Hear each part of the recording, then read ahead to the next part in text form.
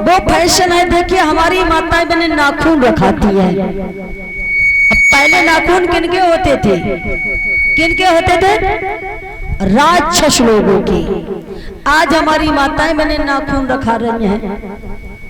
वैसे हम तो यही कहेंगे, जो माताएं बहनें नाखून रखा करके भोजन बनाती हैं, उनके नाखूनों में कीटाणु हो जाते हैं, भोजन करती हैं, पेट में चले जाते हैं, अनेक प्रकार की भयंकर बीमारी हो जाती।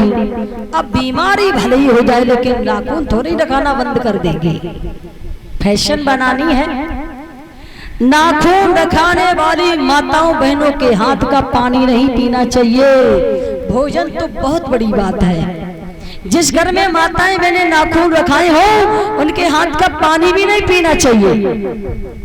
भोजन तो बहुत दूर।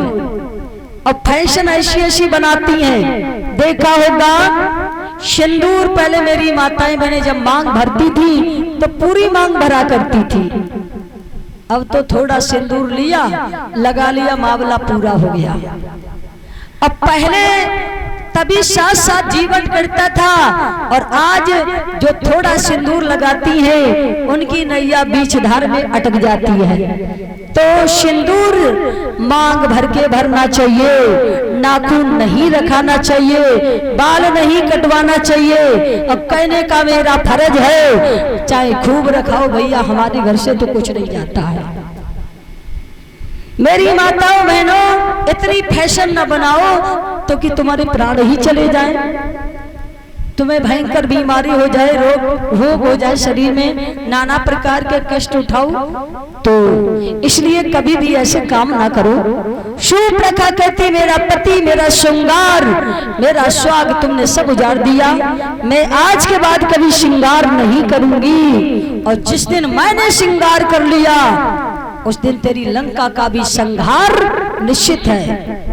तो याद रखना माताओं बहनों भाई बंधुओं, पहले तो विधवा नारी श्रृंगार कभी करती ही नहीं है, और जिस घर में विधवा नारी श्रृंगार करती हो, याद रखना उस घर का पतन बहुत नजदीक आ जाता है, उस घर की बर्बादी पास में आ जाती है। जिस घर में विधवा नारी श्रृंगार करती हो, शूर्पणखा कहती मैं कभी श्रृंगार नहीं करूंगी, और जिस दिन हमने श्रृंगार किया उसी दिन तेरी लंका का संहार निश्चित है। उसे पता चला, उसी दिन वो अपनी पीहर में रहती थी, ससुराल छोड़ आई थी। जब उसका पति मर गया, ससुराल को छोड़ करके पीहर में रहती थी, और जब पीहर में रहती भगवान श्री राम जी आए, उन्हें पता लगा, सुंदर श्रृंगार बना के प्रभु के पास पहुंची। प्रभु ने कहा, उन्हें बहाना चाहिए था, कहने लगा और कहा, सुंदरी मेरा विवाह हो चुका है, भैया लक्ष्मण से पूछ लो। वो लक्ष्मण जी के पास पहुंची, लक्ष्मण ने राम के पास भेज दिया। सोचा ये तो ऐसा ही करते रहेंगे, हो सकता है एक दीन नारी की दशा नारी जानती हो। विकराल रूप रखा, सीता पर प्रहार किया, लक्ष्मण को इशारा दिया, प्रभु राम ने नाक कान विहीन कर दिया। और भगवान चाहते तो उसकी गर्दन भी तो काट लेते, लेकिन वो जानते हैं इसे अपना प्रण देखने को नहीं मिलेगा, इसलिए भगवान ने उसका अपमान करके छोड़ दिया। बैरोती चिल्लाती खरदूषण के पास पहुंची, सेना लेके आए, भगवान ने उन सबको मार डाला। बैरोती हुई दशानन रावण के दरबार में पहुंची, जीते जी तेरी ये हमारी तो ये दशा है। रावण बोला, ये दशा तुम्हारी किसने की? तो वो क्या बोली है और कहती है, भैया दो लड़के राम लखन और इस दंडक वन में आए हैं, हमरा हमें तो सीता नारी सुकुमारी संग में लाए हैं।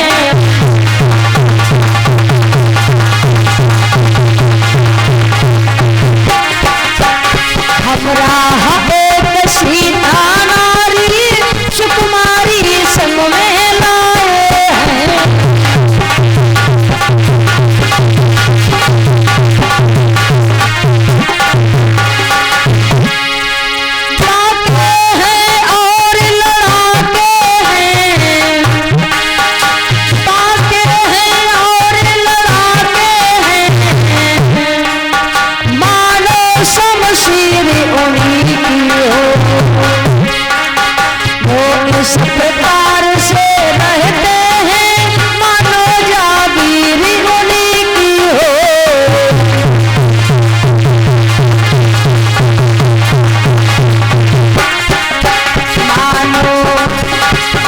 आस पतार से रहते हैं मानो जागीर उन्हीं की हो।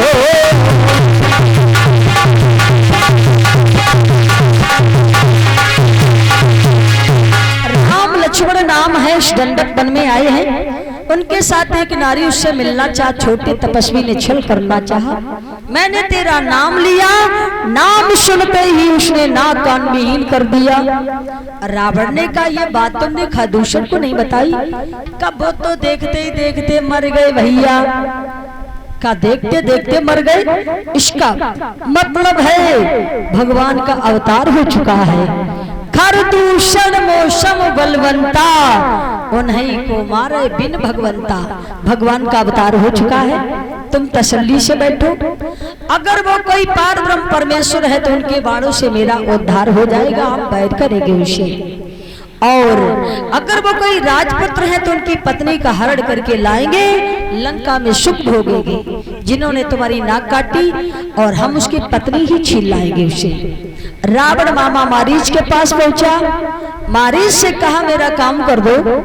मारीच कहते क्या कर दें? का दो लड़के हैं राम लखन, जो राम लखन का नाम सुना कपना लगा, डरने लगा, कहने लगा इन राम लखन को तुम नहीं जानते हो। विश्वामित्र की यज्ञशाला विध्वंस करने गए थे, बिना फल का बाण मारा, 100 योजन दूर फेंक दिया। अब हम हेरा फेरी बुराई नहीं करेंगे, हम नहीं जाएंगे। रावण कहने लगा नहीं जाओगे? कर नहीं जाएंगे। का सुनो तो, यदि देगा मेरा साथ नहीं तो सारा ज्ञान भुला दूंगा।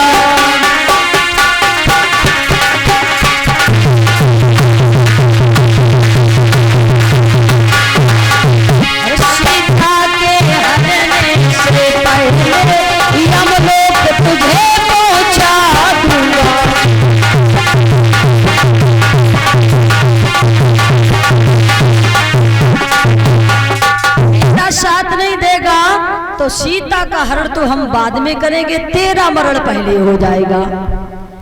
मारीच ने सोचा अब तो मारे जाएंगे। उसी समय उसने प्रभु का ध्यान दिया और ध्यान किया है उस मारीच ने। और क्या कहा उसने भगवान से? क्या करे नाथ परवसता है राधे, क्या करे नाथ परवसता है। सब भांत ये आफत आई है, सब भांत ये आफत आई है।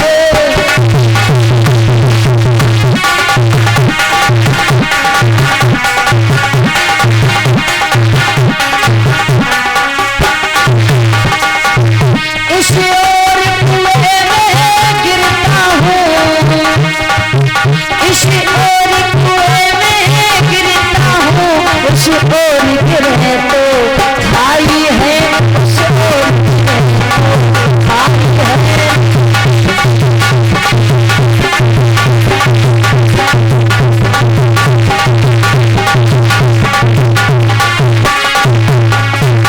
आज रावण ने जब कहा तो मारीच ने समझ लिया अब तो मरना ही मरना है।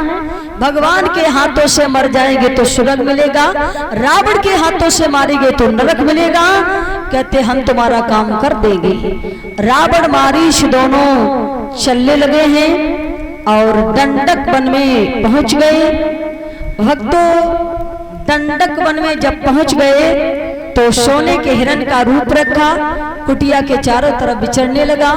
सीता ने कहा प्रभु से ये देखो कितना सुनहरा सुंदर ये हिरण है, इसे मार के ले आओ। भगवान ने देखते हुए अनदेखा कर दिया। सीता कहती हमारी छोटी सी बात पूरी नहीं कर सकती हो। भगवान कहने लगे सीता को मोह हो गया सोने से, तो सीता को वहीं रहना चाहिए जहाँ सोने की दीवारें भी हों। भगवान ने धनुष बाण लिया, हिरण के पीछे पड़ गए। माया रूपी हिरण है, मायापति को नाच नचा रहा है और बहु भगवान है। भागते चले जा रहे, भागते चले जा रहे और जैसे ही तीर मारा उसी समय मारीच ने रावण की मित्रता निभाई। हा लक्ष्मण हा सीता कह करके राम जैसी आवाज बनाई। सीता के कान में आवाज पहुंची, लक्ष्मण रघुराई तुम्हें बुलाते हैं, जल्दी जाइए। लक्ष्मण जी कहने लगे भैया पर कोई आपत्ति नहीं है। सीता जी कहने लगी हमने जान लिया विपत्ति में कोई काम नहीं आता है, तो तुम ही हमारे काम क्या आ जाओगे। तुम ना भैया की सेवा के लिए आए हो, तुम ना रक्षा के लिए आए हो, तुम बड़े मतलबी हो। सीता ऐसे वचन बोल रही जिन्होंने अन्न नींद नारी सबका परित्याग कर दिया, भैया राम की सेवा को आई है। मरम वचन सीता जब बोला, हरि प्रीत लक्ष्मण मन डोला। लक्ष्मण का हृदय डोल गया, ये कैसी बात करती हैं। कोई बात नहीं, हे बन के पशु पक्षियों मेरी माता की रक्षा करना, हम जरूर जाएंगे। सीता को अकेला छोड़ के लक्ष्मण जी चले गए। उस समय रावण ने भिक्षा चाहिए और उसी समय सीता जी ने जैसे भिक्षा देनी चाहिए, रावण ने अपने विमान में बिठा लिया, सीता को लेकर के चला गया। और दोनों भाई उस समय लौट करके आए, कुटिया में कोई नहीं था और भगवान